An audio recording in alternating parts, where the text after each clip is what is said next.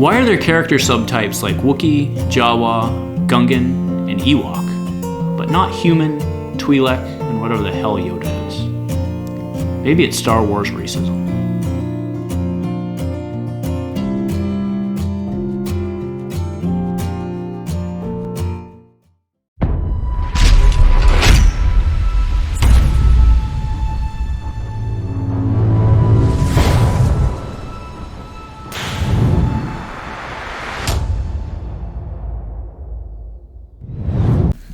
Hello everyone and welcome to Dice Commando. I'm here today to issue the Tarfful Tribe Challenge.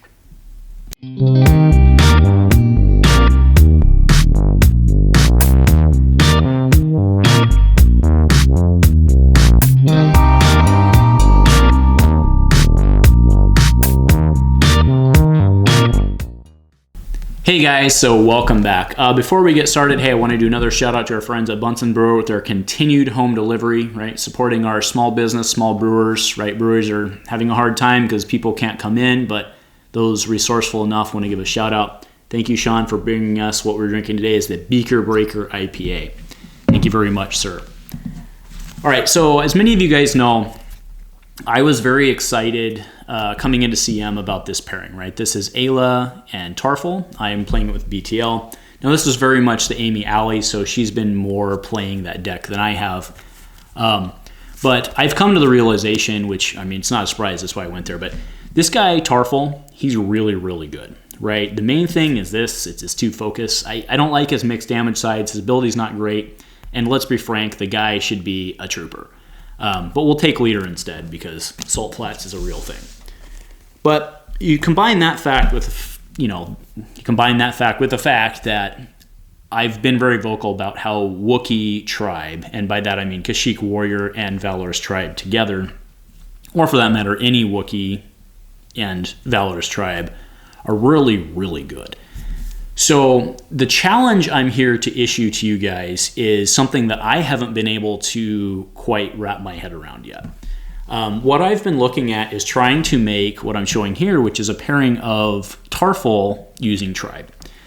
The problem we have here is Wookiee Tribe, the Kashyyyk Warrior Tribe, is either 11 points or 14 points together, right, if you're running the Wookiee Elite.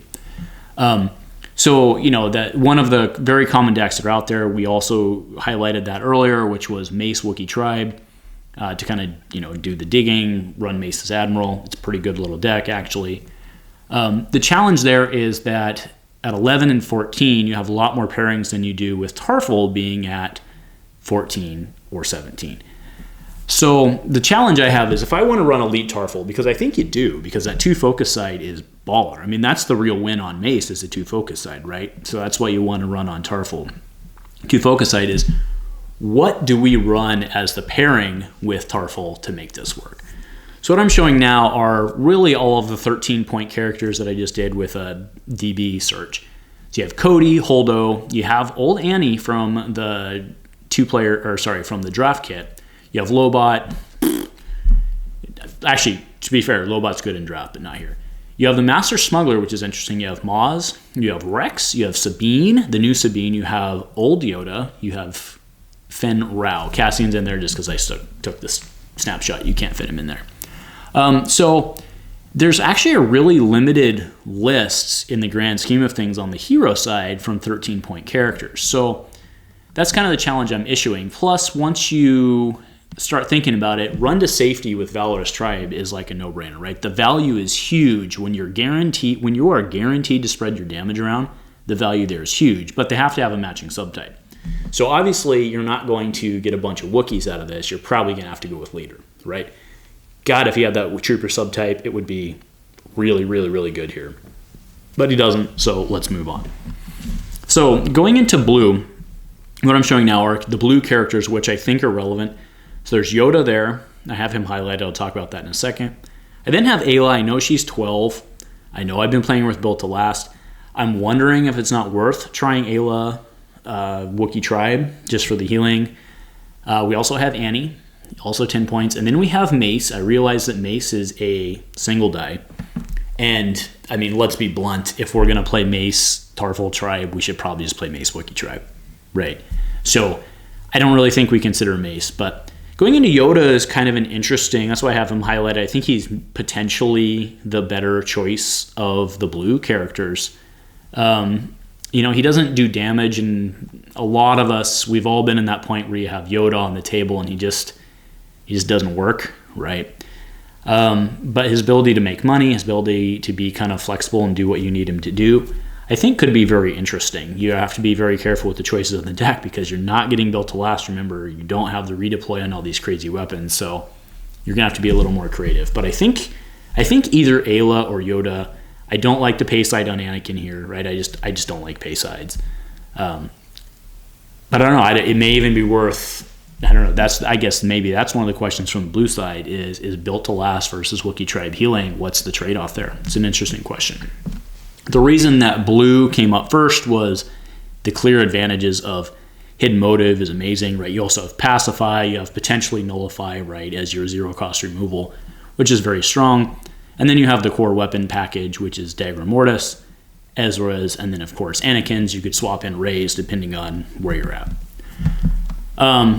We also have the yellow characters. So there's 1013 Sabine from New CM. She's not great because she's mostly range sides. He being Tarfful only has the one range side. The one I have highlighted, the one I think could be interesting, is actually playing Elite Smuggler. I know it sounds kind of crazy, but you can roll him in.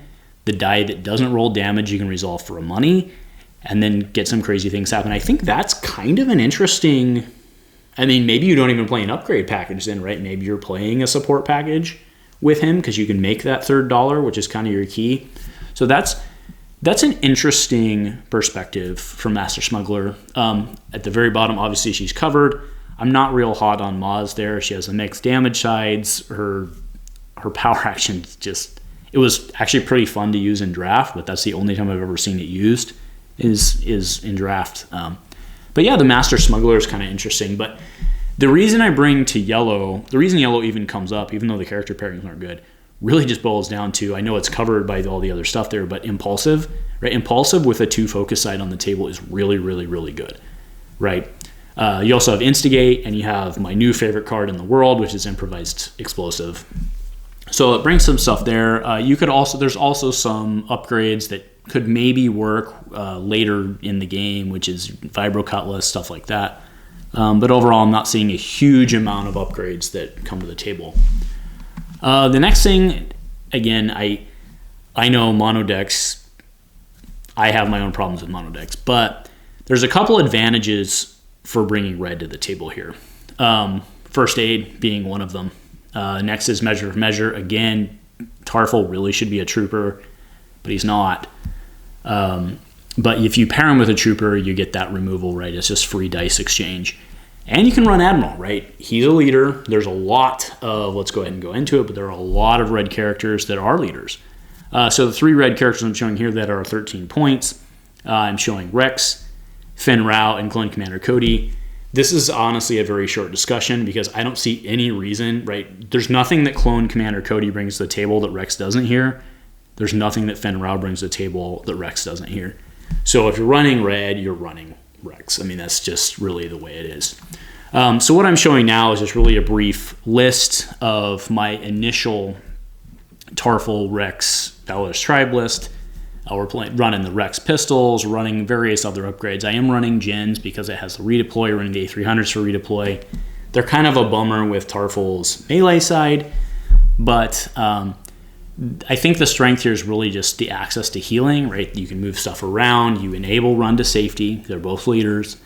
We can run Admiral on either one of these characters if we want to. I think in-game you want Tarfful to be the guy who's standing alone, because once he gets a bunch of damage on him, starts hitting harder. He has no modified sides, no pay sides, 50% damage.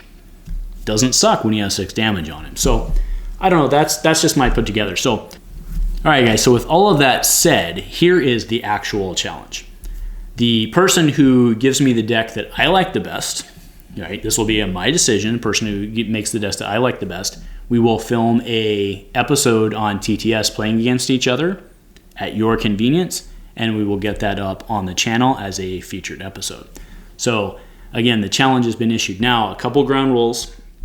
If you are not a subscriber, and actually to add on to that, if you are not a public subscriber, if you're not publicly subscribed to the channel, you are not eligible for this. I think that's completely reasonable, right? If you can't take the time to subscribe to the channel, you're not eligible. I think that's fair.